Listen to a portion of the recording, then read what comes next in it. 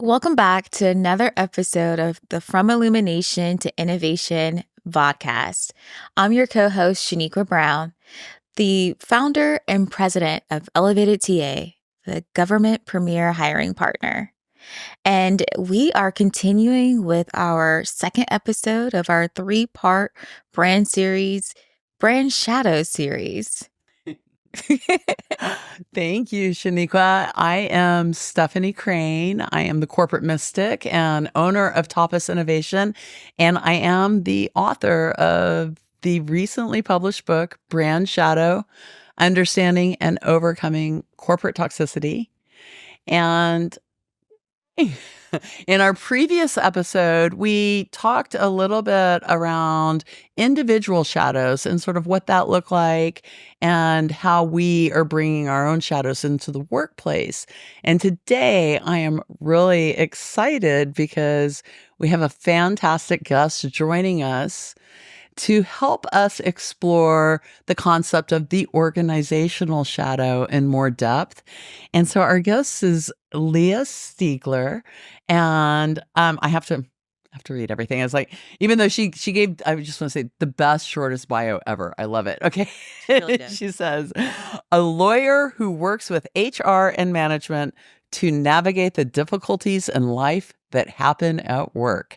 And so, Leah, thank you so much for joining us. And if you just want to tell us maybe a little bit more about, elaborate on your bio a little bit and what that means. Sure. Well, thank you guys for having me. I'm a management side employment lawyer, so sort of call myself an HR lawyer. My day to day looks like being on the phone with human resources or in smaller companies, maybe CEOs or CFOs, and helping them navigate different employment situations, whether it's harassment, discrimination. Sometimes it's not even a legal issue, right? And so I say, sometimes my answer isn't legal. And I don't mean that like my answer is an illegal Right, answer. right, right. My correct, yeah. My answer is more business oriented, or we're talking about something sort of culture oriented before you even get to something that could be a legally actionable environment or some sort of lawsuit. So really just navigating issues with employers, do a lot of workforce trainings with my team. So oftentimes out, with the boots on the ground in the workforces. So I love it. It's great. And life happens at work. So thank you for having me. Absolutely. And wow, that honestly, it sounds like you probably deal with a lot of interesting things, maybe some mundane things, but probably some interesting things that will come up for you in different organizations. And, I'm curious, as we're here to talk about organizational shadows in particular. And I just want to maybe preface a little bit just for the audience. In the previous episode, we talked about the individual shadow, and shadow just simply means unseen. But when we're talking about organizational shadows versus an individual shadow, an individual unseen shadow is also usually unconscious. They're not something they're usually aware of. That might be true for organizations as well, but sometimes with organizations, that unseen means hidden. And so I think shadows can come up organizationally in different ways. Sometimes they happen. I think companies maybe back into them a little bit, and then sometimes shadows I think are a little intentional. And so I just wanted to put that preface out there and ask you, from your perspective. I know you said that you read my book and just your own experience. How do you see organizational shadows showing up? Yeah, sure. In a couple different ways. And just my understanding sort of from reading the book is that there's sort of the shadows are sort of the things that a corporation maybe the sort of forward thinking things, whether it's sort of their values or their branding, marketing techniques. And then when you kind of the real idea is get behind that, lift that up, and then look at the actual culture and what's going on. And Absolutely. am I right about that? Okay. Absolutely, because one way I talk about addressing organizational shadows is through value alignment for Sure. organizations and brands to really not just be able to define their Mhm. values, but also to take action on those values. And when usually a shadow happens when there's a strong misalignment of what the organization is expressing as a value versus what the actual experience is for the employee or the customer. And so again, it starts to show up as a shadow. and maybe the organization might use HR to try to mitigate that shadow. Or I say sometimes, businesses might try to market their way out of a shadow, like they rebrand because BP is one of my favorite like rebranding examples of like, well, let's just get a new logo and call ourselves something different. And eventually they'll forget what we did. And so those are, kind of ways that I see organizations using departments within businesses to sort of mitigate shadows. But ultimately, I think shadows are driven by leadership and the culture of the company. Mm-hmm. Absolutely. Especially from the employment side of things, I'll often see, a company will have a value that they'll act like they are a very person centric. We focus on our employees, and the employees are really the focus. And my take is you really need that in a sense. You need to make sure that the people aspect of a company is healthy, because you'll never get to that to profit if you don't have good people and good product, right? You've got to have that's part of the equation. And so I'll see a situation where, companies may not the leadership may not value HR in a way that is allowing HR to be people centric, or even management to be people centric, where, focusing on ensuring that the culture is okay versus really just results driven management or results driven HR, or using HR like a secretary almost. Hey, just process this new hire and this termination paperwork, not really looking at the employee relations side of the business. Right. I'm curious, in those types of situations, how often are you coming in and mitigating something versus trying to maybe prevent? Yeah, well, my general practice is hopefully to keep companies out of litigation, because litigation is extremely expensive. And so you want to try to do that upfront compliance. But I don't think, I mean, a lot of companies don't necessarily focus on it, or they may not see that, they may be disillusioned as well as to their own way the company is operating, right? Mhm. They may not self-assess in some way. And sometimes I'll see when a company faces a lawsuit. I'll give you guys an example. Have a manufacturing client that has recently faced a lawsuit, and I think they were very shocked. They were shocked by it. They felt like, oh my goodness, we are this incredible corporation. We even have lunch on site for our employees. Like, how could someone sue us, right? We even give attendance bonuses.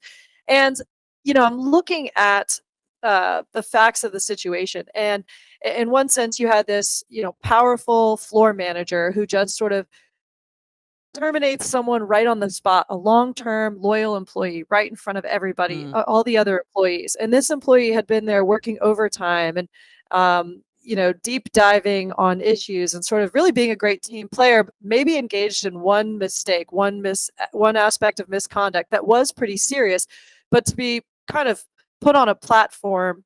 And Stephanie, you talk about in your book sort of big traumas and micro traumas, and I think, Mm-hmm. watching a beloved colleague get terminated in front of everybody when that Yes, person is there working every weekend, that to me seems like a big trauma, right? Mm-hmm. Um, and absolutely. then and the terminating person is sort of that, I can't remember the term you used, but in my head it was BAP or big, the big ass producer The maybe. the big ass producer. Yes, I did use that. I did use Yeah, yeah, yeah. that. If we're sorry if we're not No, no, no, Oh you're no, good. you're You're fine. so I'll perfect. just say, okay. I'll just say the BAP, right? You had this results driven manager on the manufacturing floor, and the person was put there because they do produce product, right? Right. They get the numbers going. They get, But I will say, when they're faced with this lawsuit from a pretty serious termination decision that was just kind of made off the cuff on the manufacturing floor, um, when the client gets the bill for my fees for dealing with a lawsuit, Mm-hmm. then the Sure. question is, how do you define that this person really is a big ass producer? Mm-hmm. Because if it's just to get product out the door, that's one thing. But if it's to ensure the company is getting product out and they're profitable, but in this case, if you were to attribute my legal fees or our firm's legal fees to this manager's decision, Mm-hmm. I don't think that person would be profitable. Oh, And so I think defining really what is a producer as well, and kind of, ensuring that companies take a self-assess their situation is really important. Leah, what you're saying is speaks to my heart. My business is in the employment side where we actually focus on hiring, and a lot of like my conversations with my hiring clients is around how can like ensuring that we're hiring in a lawful manner, ensuring that our questions are lawful questions, ensuring that our hiring decisions are objective and we have data to stand on when we're doing simple things like entering interview feedback that is compliant and not opinion based because litigations are very costly. So in my research, looking at your background, I noticed on your LinkedIn you mentioned the three P's. I believe it was people, process, and product as essential to like for like business success.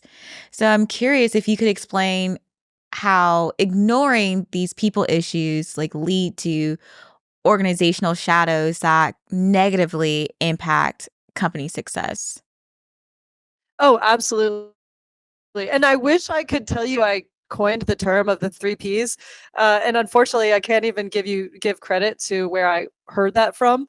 But it really resonated with me as an employment lawyer because you need to make sure that the people aspect of the workplace is healthy because I will say lawsuits are not always filed based on fact, or maybe there is no such thing as fact.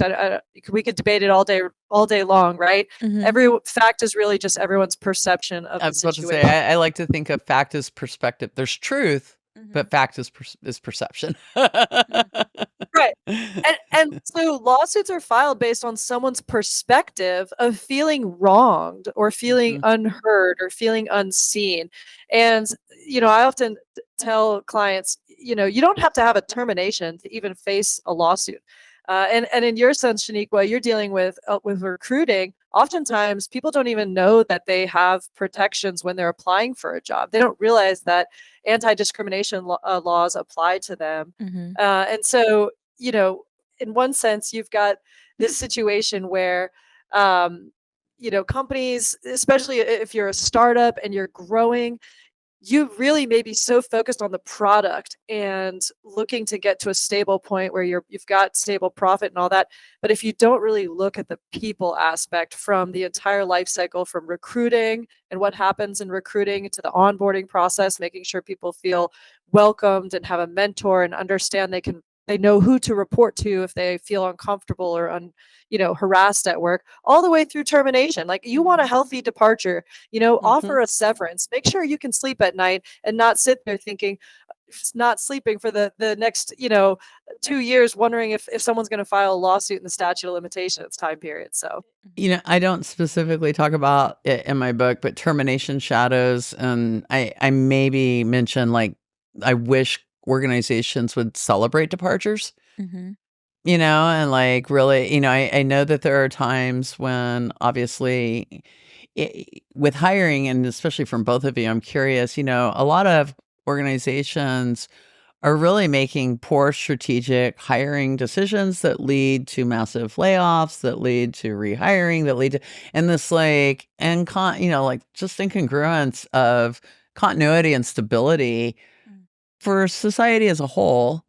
And it's like, how can organizations be more accountable to, I mean, we've seen just even recently, like the whole slew of, letters that come across, it's like my first day of work and I just got my termination letter, and things like that, and that's pretty like, to me, that's like really shirking your responsibilities as a company to do that to an individual. I mean, I feel like in my opinion at least, I feel that companies view employees as expendable and like an expendable resource versus the most important aspect of their business. And I think it makes it a lot easier to lay people off versus looking at creative ways that we can save money. I'm curious, Leah, like what do you see on your side as being an attorney? oh yeah, well, I've never used as a defense, oh well, we just recruited a bad person, a bad employee. Like, it's never come up. And I think, oftentimes companies that may not sort of, whether they're disillusioned as to the toxicity in the company, or they're just not prioritizing their resources on the people that are actually working there, will often they'll be too quick to terminate, right? They won't do your progressive discipline. They won't do training. They won't actually give someone a chance to be successful. And Hmm. they constantly want to go back to let somebody go that like hire somebody 3 months later. Oh, they're not a stellar performer. Let me let them go back to HR and say, hey, can you bring me more people? I need more people to fill this spot. And then that leaves HR to spend all this time recruiting versus actually the management training and retaining talent. And in a lawsuit, if you terminate someone that quickly and they're blindsided by it, right? They've never been written up, never given a chance to succeed. Oftentimes, they're going to go find a plaintiff's lawyer, or they're going to go file some sort of Mhm. charge of discrimination or whatnot, because they're going to feel unheard and wronged and unseen.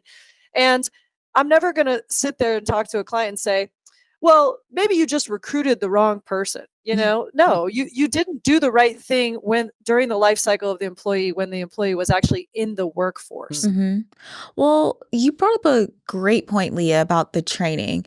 And in my line of work, a lot of my clients want the new hire to just hit the ground running. Stephanie, I can't tell you how many times I've heard that. Mhm. They want someone with the experience that is impossible because they don't work there. You must be able to hit the ground running. Don't require much like hand holding at all. We just need you to produce. But I remember my first job out of college, there was a full training and development program where I started in the onboarding process, like everyone, you get onboarded. Then the first day I'm in a like 3-week training. And then after the 3 weeks training, I'm on the floor doing my job. But like, I guess I'm calling out like whatever happened to this training. Like, do companies not see that training, like after you onboard? I think companies just focus on onboarding. And then after that, it's like, good luck, sailor. Like, what happened to the actual training and development of employees before they're entering their actual role? I would Yeah, say profit center versus not profit center. Mm. And not tying the actions of an actual employee directly to the profit of the organization, because every single employee in the organization is supporting the purpose, vision, and profit of that company, regardless of how they're doing work and whether or Mhm. not they're, actively signing sales contracts, or they're, doing back office work that's critically important to the operational survival of the business. And training falls into it's anything that's hard to measure the direct impact of. It's just a lot easier to throw people out there. And one of my questions for Leah is, like, when you work with somebody, do you notice any patterns around companies that tend to have more trouble with sort of shadows, than in terms of, like, that seem to run into these issues over and over again? Like, are there any particular industries or any type of a company that seems to be more challenged by this, or any pattern that you could identify? I would say, well, I tend to see a lot of it in manufacturing, and I can't say whether, what I mean, I could probably speculate. Perhaps it's because in manufacturing, you come into it thinking, oh, it's just your job is just to make widgets. And so how you're doing the same thing every day making these widgets. So if you're not making 10 widgets a day, then you're just not performing and you're out the door, right? Um, I think that's a little easier of a scenario. And the hardest part, you know, for a lot of companies is when they have um, difficulties defining what's a good performer. And Mhm. it's because I oftentimes think performance can be subjective. Very. And clients will sometimes come to me and say, hey, we want to let this person go. This employee's really not performing. And I'll say, well, have you ever tried putting them on a performance improvement plan of some sort? Mhm. And it may not be that this person is making widgets and you can really quantify how they're performing, but whether the way they're performing is very subjective. And everyone has their own unique style too. And so if it's a position, whether it's like a marketing director or, some sort of designer or something. You can, even a lawyer, right? Lawyers in my office, we all do things different ways. And so, some of us are maybe more creative innovators, big picture thinkers, and other ones are a little more technical. They like to get into the weeds on things. Doesn't necessarily mean that one of us is a better performer than the other.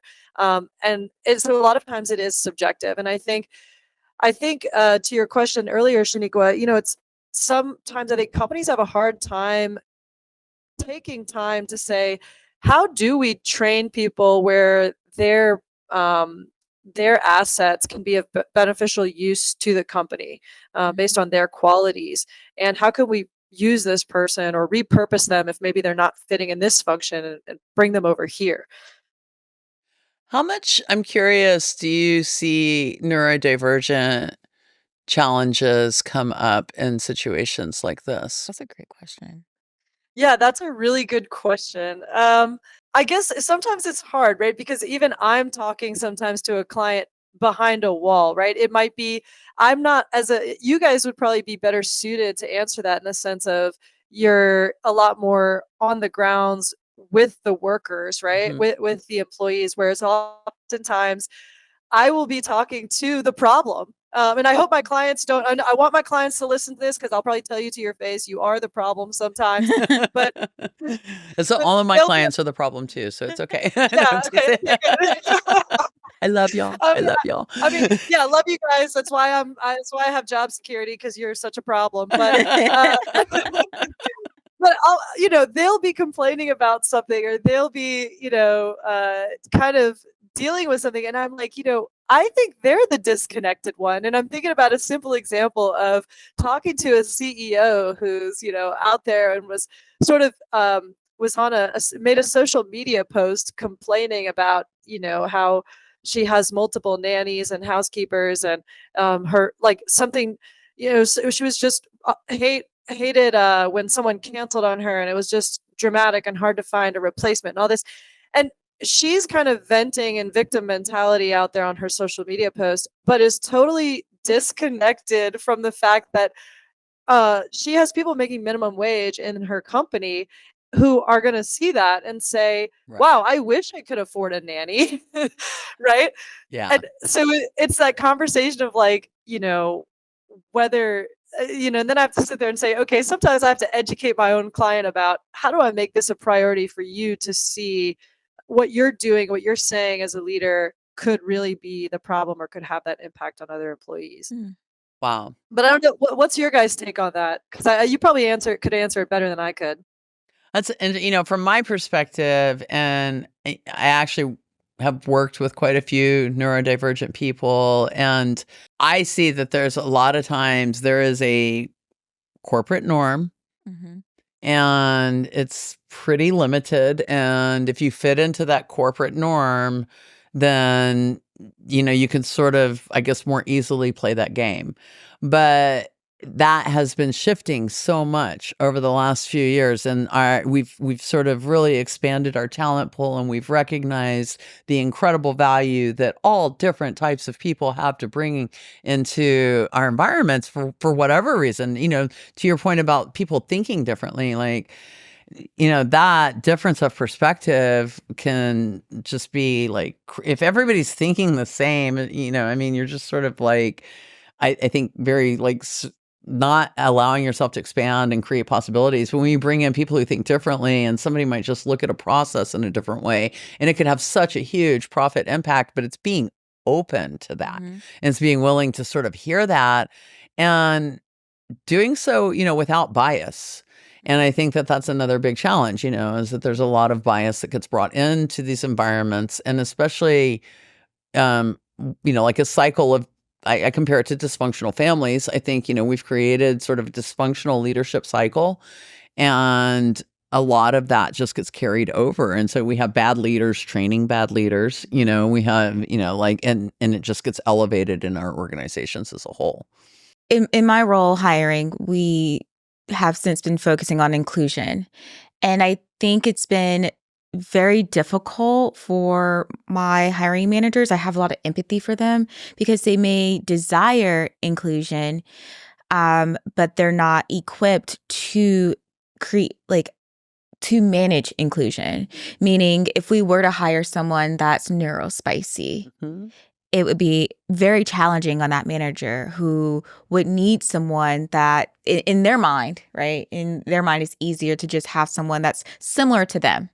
So then they feel confident in delegating to them because they know what they would do versus like having someone that could like hiring new people into their organization that would be more holistic in different ways of thinking or viewing problems or even being having like different neuro capacities. So I think on the hiring side is a bit more challenging with the neuro divergence. I only want to respond really quickly and say that this is where my core leadership coaching skills come in because as you develop your own emotional intelligence and you learn to understand people better and to meet them where they're at, you become less triggered by their things that are different, that you might make you feel uncomfortable or might make you feel awkward.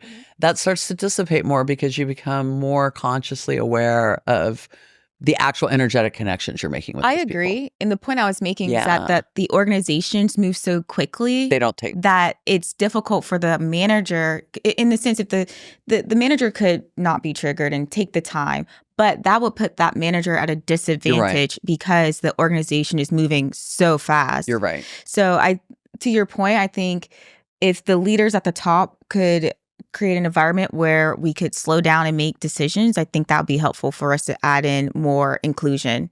But I do know that we have to take a quick break and then we'll transition to the second segment. Yeah, so we will take a quick break. And when we come back, we're going to look at some real world examples of corporate toxicity in action. So we'll see you in just a second. Shaniqua, why do we illuminate? Stephanie, so we can innovate. But what are we illuminating? Brand shadows, Provocative perspectives, innovative ideas, courageous storytelling. We are illuminating the way we think about business. And in the process, innovating how we do business. Find us on YouTube and subscribe today.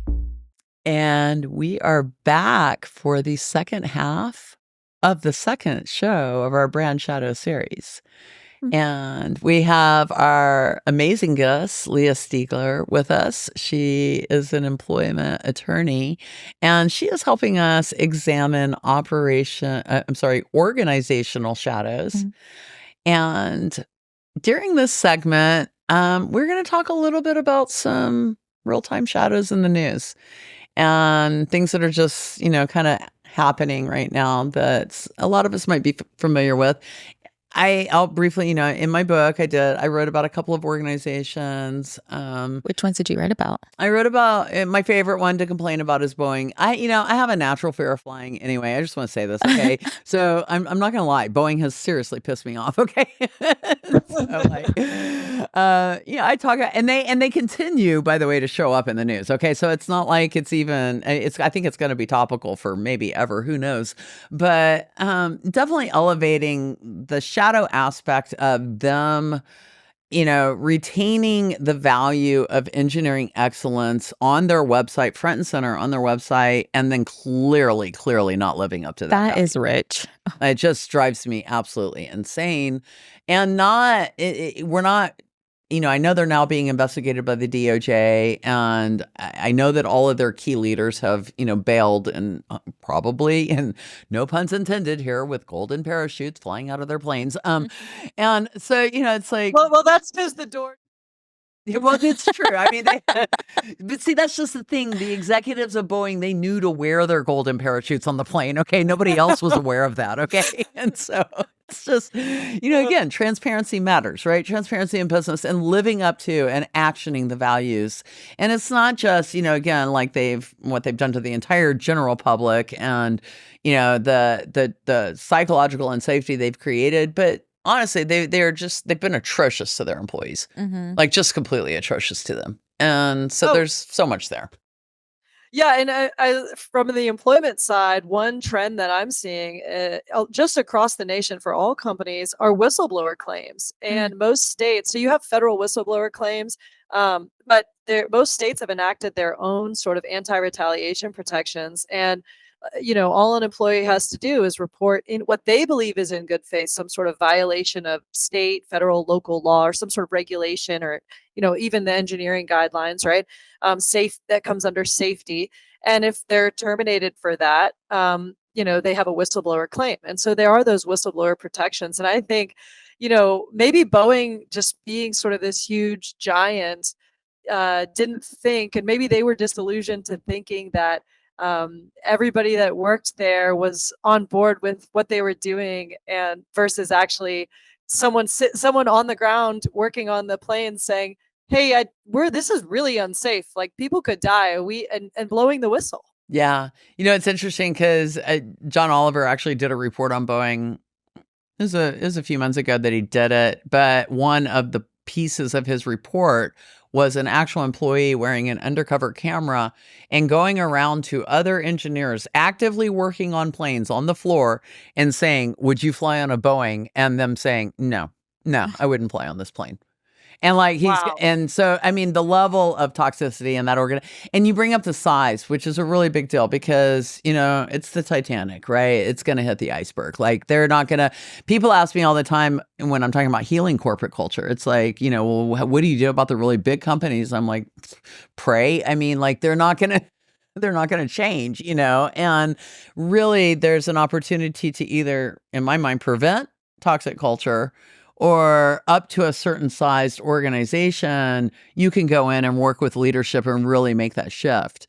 But when it gets too big, that culture is so embedded and so complex and complicated that I think, maybe departmentally you might be able to have an impact. Well, I think that Sure. Yeah. brings a larger question that we could all I don't have an answer, but I think it's more rhetorical. How big is too big?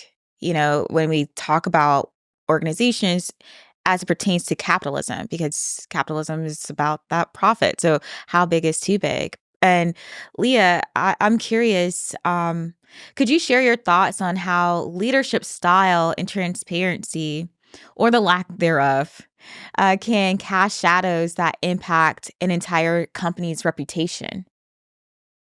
Oh, yeah. Well, I think people expect transparency today. And I think that's probably different than, 30, 40 years ago, where it was sort of the norm that people in a boardroom made decisions, and then that those decisions were directed out to the rest of the organization. And I think now, even in my own law firm, people expect transparency. They want to know why decisions are made. They want to know if they're going to be affected by a top-down decision, they also want to feel heard and feel a part of that.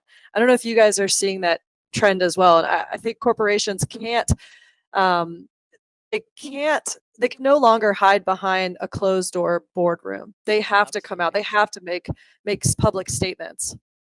Well, what about the ones that are making public statements that are actively toxic? Oh, like Oh, who, Stephanie? did you have somebody? Who do we think we're all talking about? Yeah, Stephanie Maybe the last name clearly rhymes with doesn't have anyone in Tusk. mind. Well, see, that's one where the shadow is. I think that the shadow there is a shiny things shadow, right? It's like Yeah. so Yes. cool. By the way, I saw a Tesla truck on the highway the other day, Was it in first one time ever. piece? Ugliest thing I've ever seen in my life. They're very Um, not attractive. yeah, but it like between SpaceX and Tesla, and these ideas to like drive cars underground, that sounds so cool and shiny. And I think there's this kind of this shadow of like, I want to be a part of that. I want to be a part of this innovation, this trend. But really, that is it's so far fetched in a sense, and that they're ignoring it's not really actually looking at the people that are working there, and what's actually happening to get from this little idea to this huge big picture actual infrastructure that we'd like to see, or that the company Musk wants to see out there. Mhm. So the town I live in, it was just reported yesterday, has been selected by Mr. Musk as his new headquarters. And so, for me, I am surrounded by Tesla on one side, boring company on the other, and we're becoming, Musk land. And it's really interesting to see how, he expresses leadership and how the people respond to that, and there are certainly a lot of people that respond to it in negative ways, and they don't appreciate what he's doing. But he definitely has, and to your point of like that shiny thing, shadow, he definitely has a base of people who just really deeply aspire to sort of the persona that he projects. And I see, like, when I look at so many of the even what just happened with X recently with Brazil, where he typically does just sort of do what he wants to do, and he doesn't really care. I think a lot of times what that impact is. He doesn't really care what the impact on shareholders is, what the impact on his employees. He's being very kind of driven by his own reactions, his own, kind of emotional triggers. But it's interesting, like with Brazil, where they actually had to acquiesce and, make a business change, based on another country's laws. And so I just think it's interesting, like what we're willing to tolerate, and looking at how other countries kind of deal with these same types of organizations. I know in Europe, there's a lot less tolerance for sort of certain types of corporate malfeasance and things like that. So that to me feels sort of like a U.S. corporate shadow that we have. Well, and that's interesting because in a lot of places in Europe, there is no such thing as termination, employment at will. So you really have to have cause for termination, and a lot of countries even require certain amounts of severance. And so Absolutely. I think that forces companies to go through whether it's one thing to have a policy. A company could take Europe's laws and make those into a handbook, and that's your workplace policy. And we're going to have progressive discipline and performance improvement plans before we terminate, and everyone's going to be guaranteed a severance based on how long you've worked here or whatnot. And so maybe that's a way that a company could do it. But I do think there are those protections that legally that almost force companies to in Europe to go through those processes that do allow employees more opportunities to be successful. Mhm. And I think in a situation, I'm gonna put a wager out there. I bet you both $100. Actually, I'll say $20 because I know I'm not really ready to bet that much. Okay, but that the Musk facilities by you, Stephanie, in a few years, they're all going to be unionized. And I think I'm really that's a way. curious about that.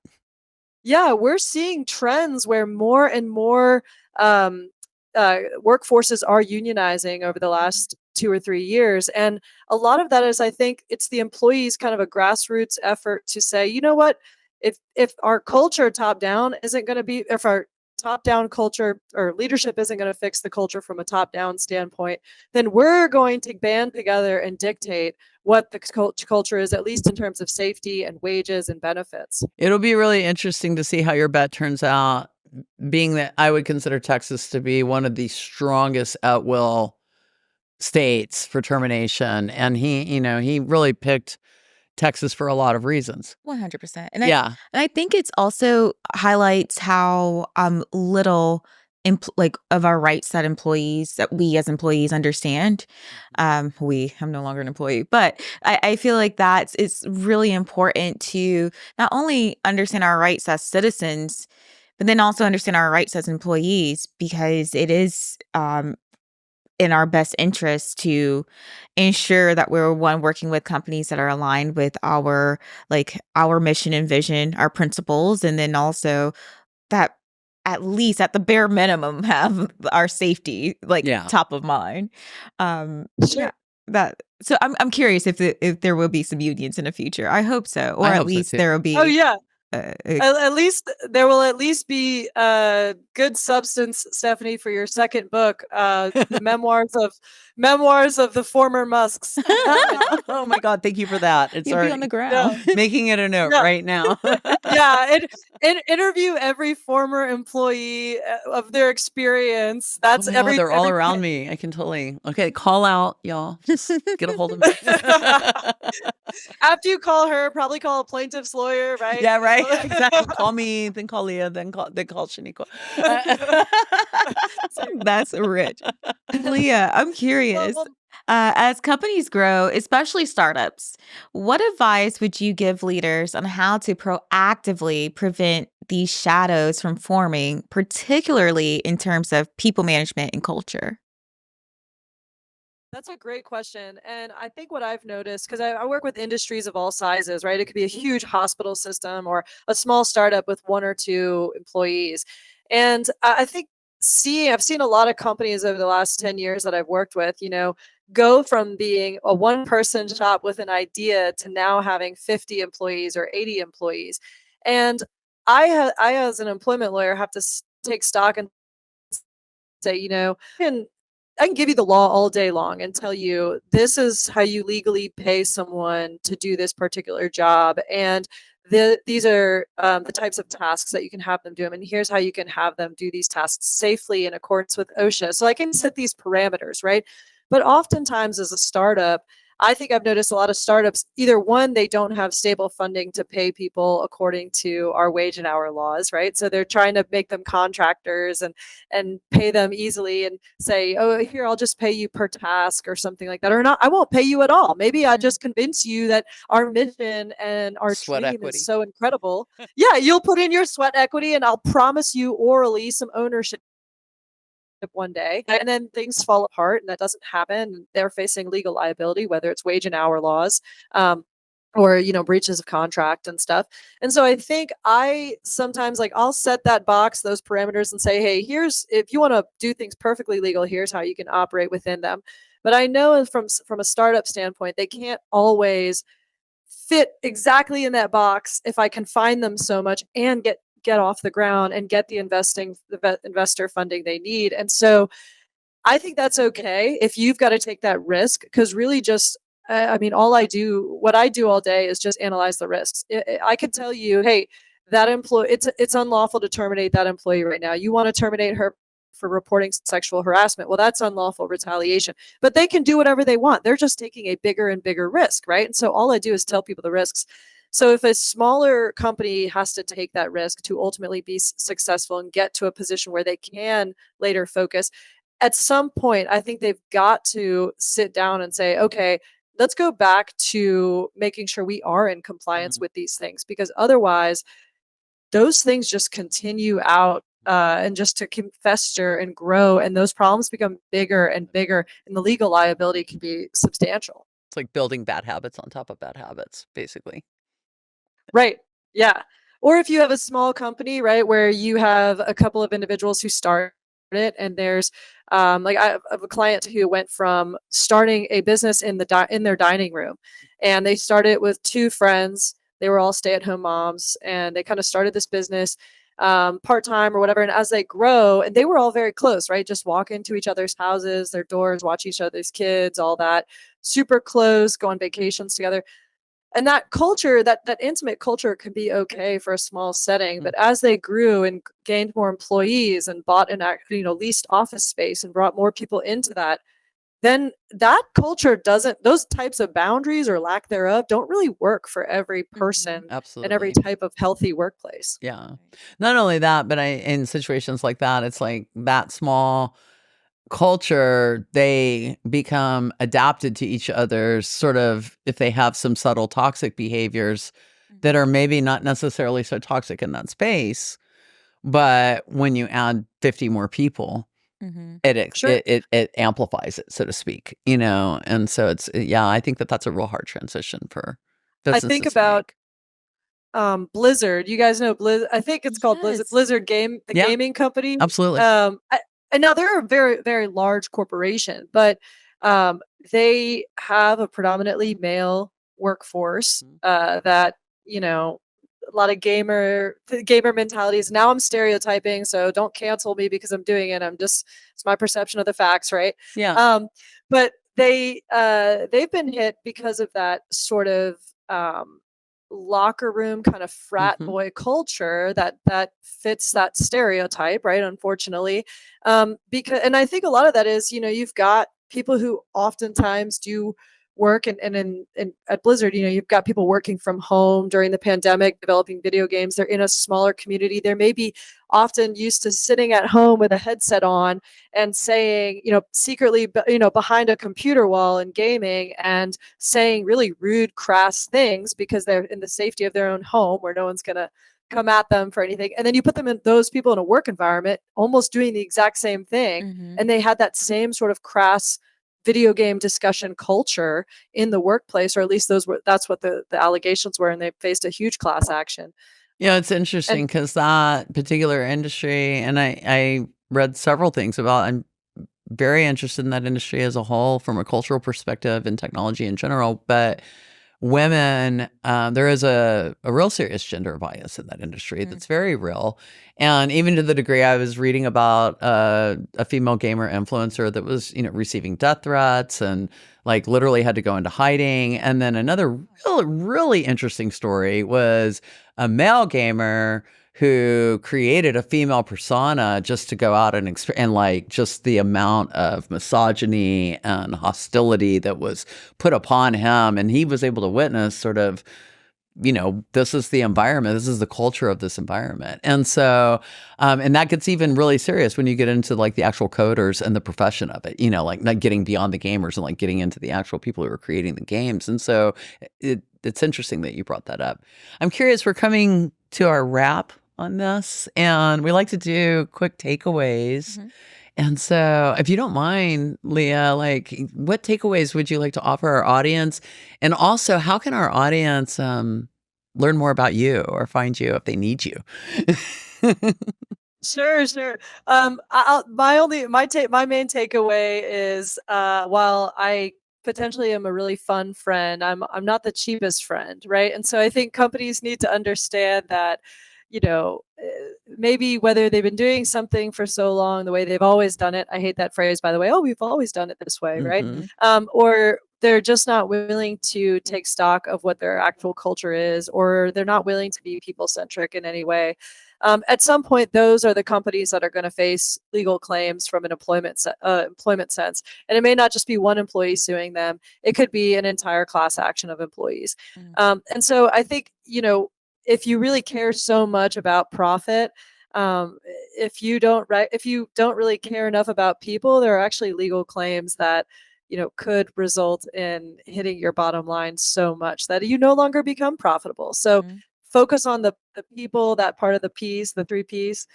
And you can find me on LinkedIn, Leah Stiegler, my firm's website, Woods Rogers. And we have a great employment law team, and we work all over the country. And then we have a little YouTube series called What's the T in L&E, which L&E stands for labor and employment. It's a little 2 to 4 minute series every 2 weeks on different hot topics. So Excellent. We'll make sure that we link to all of that in our program. So, what about you, Shaniqua? What takeaway do you have for us? Similar to Leah's, it's focusing on I like the people. The people are the heartbeat of the organization. And if you're too focused on profits, you're missing out on the opportunity to actually make more money, in my opinion. And I think it all starts with sharing the vision and the mission, getting people bought in. Because you're doing as an entrepreneur, I feel like that's what we're doing on the ground floor to get people, to get clients to share. And there's like some disconnect where the organization grows to, hitting $100 million, and all of a sudden there's lack of, Priority shift. yeah, the priority shift to just profit. So I think really focusing on the people, focus on evangelizing the mission of the company will help you see more profits. I'm going to guess tenfold.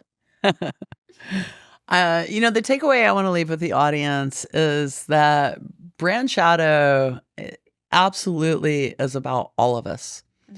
And whether you're an individual and you're bringing your shadow to work, or you need to find a way to empower yourself in your own professional environment, or I want to share this stat at the end because I found this doing some research before this show. A recent study, 52% of CEOs say their workplace culture sucks. Oh, Y'all, CEOs, Wow. that's unacceptable. that's So, unfortunate. leaders, you have a lot of work to do. And I really, we all need to be taking honest looks at ourselves, how we show up as leaders, how we show up as people in our organizations, and we all can contribute to solving this problem. Mhm. So, Thank you so much, Leah, for joining us. It's been a pleasure getting to know you. And to our audience, please be sure to get your copy of Stephanie's book, Brand Shadow. thank you, See you on Thank you everybody. guys. Thanks, Leah. Thanks for listening to our show. Show us your support by following us on your favorite podcast platform, Apple, Spotify, or wherever you listen. You can also find us on Castus at fromilluminationtoinnovation.castus.com. If you love our show, share it with your friends and coworkers too. Let's all work together to help businesses vibrate higher.